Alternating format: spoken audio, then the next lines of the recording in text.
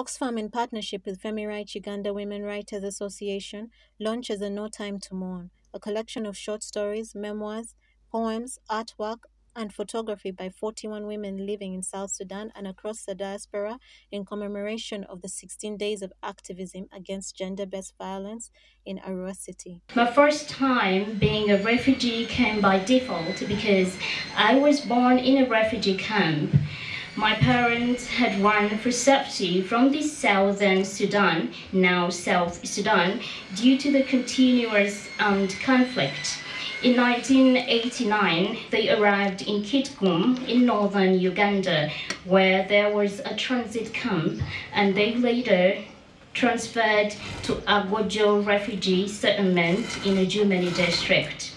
This process of documentation with the women writers started when we had a workshop. We convened a workshop at the shores of Lake Victoria and Entebbe just over 2 years ago.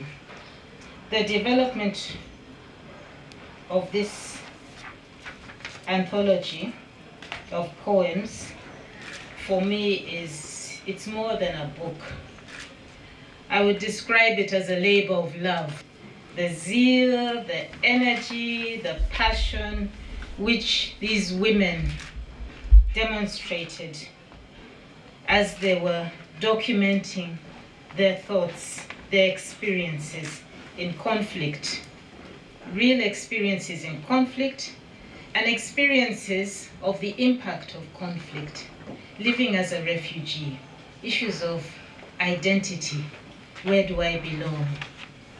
So they recollected their experiences. So these experiences that they had chosen to forget, some they had chosen to forget, some they had pushed far back in their memory, they started a process of recollecting those experiences. And it was a very emotional process, at times very difficult, and you would see the impact on the individuals who were involved in this process. The collections of writings into a book is a very important record of our history because it provides literature for the future generation, but also it stores literature for us to read now and again. Poems and the books that write these records provide for us a non-violent approach to building peace in this world. We are now at a time frame where human rights are global, but there are still violations. And we have to encourage governments around the world to uphold the rights of human beings.